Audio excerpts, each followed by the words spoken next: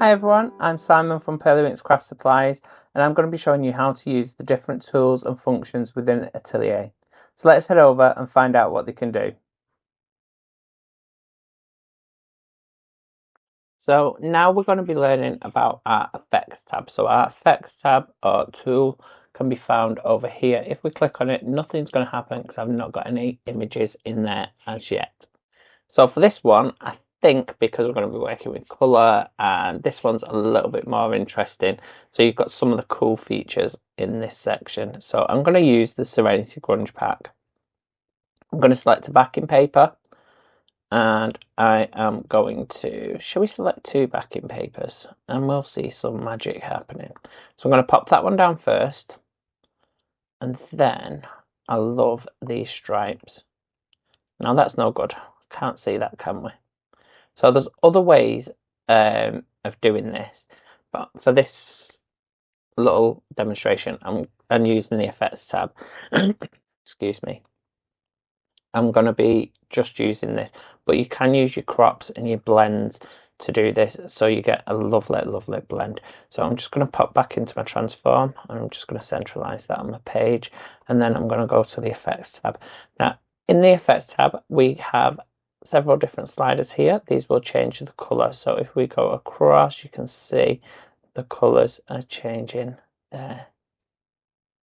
Beautiful. We can also change the saturation, so we can make it really, really vibrant, or we can make it back to the grayscale.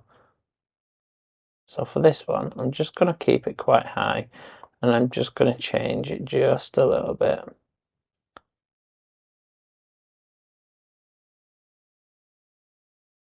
I'm going to go over there.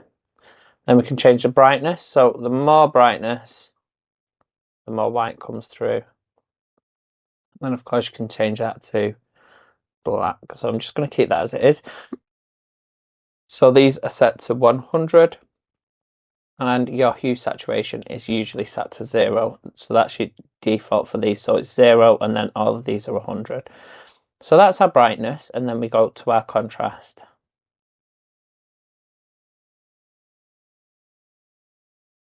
It's quite similar to your brightness, except it goes to a grey, and then if we pop that on full, pop your brightness on full, your image is practically invisible. So unless you need to add some light to it, just keep those 2 as they are. Then of course you can change your opacity. Now your opacity will basically make it transparent. 0 takes it away completely. 100 is full transparency, and then you can lower the opacity. So you can see that image below is coming through there as well. So you can mix those 2 images if you want. We also have preserve greens.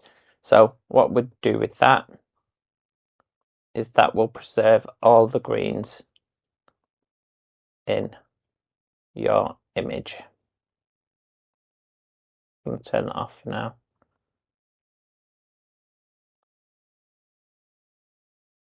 Oops. Turn that off, and you can see it's different. So your stamp colorize, you would use that for a digital stamp. So I'll just pull a digital stamp into the image, and I will go with a focal element stamp, and I'll pop these lovely, lovely eyes in. So if I wanted to pop the eyes in up here, like so, and I wanted to change the color of that, I press stamp colorize. So it ticks, and you can see that the colour is instantly changed. If you want to change the colour, just click that little box, and you can change it to whatever colour you want using these sliders. So I'm going to keep that there, and I'm going to go to white because I like it in white. And then you can change the strength of that as well. So depending on how strong it is, that will also change the strength. I actually prefer them in black, so I'm going to keep them on black.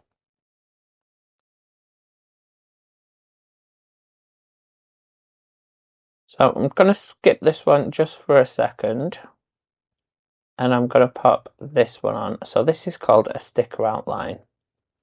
What that will do, that will outline your stamps, your page, just if you want a nice white outline, just to make things pop off the screen.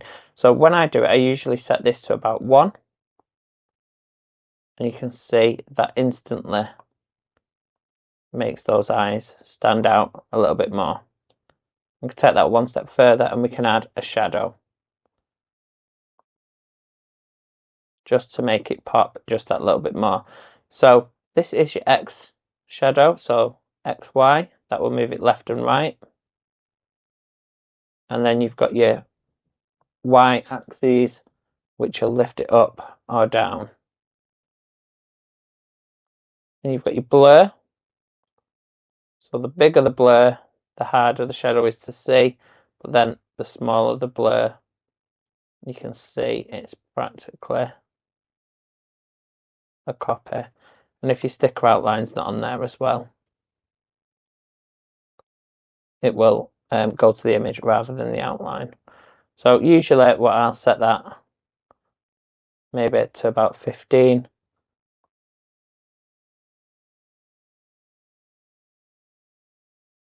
10. 10. That just gives you a nice shadow. If you want something, oops. So if I set this to 0,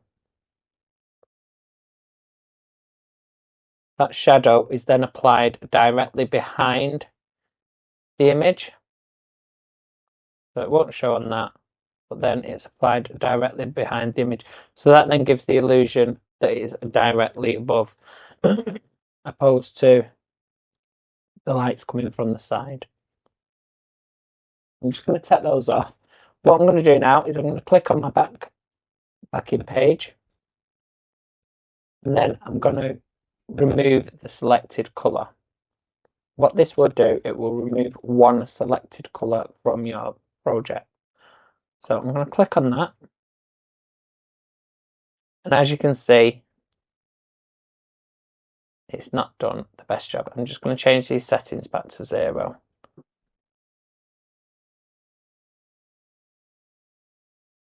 And then what we would do is use the slider, and that's done a much better job. So what that will do, that will select colours that are very similar to your original colour. And you can of course change that by selecting colour itself, and then it will pull that specific colour out as well. So I hope that's helped, guys. That's just a quick tutorial on how to use the effects. I will be back again soon showing you how to use the cropping tool. Thanks for watching, guys, and I will speak to you soon. Take care. Bye bye.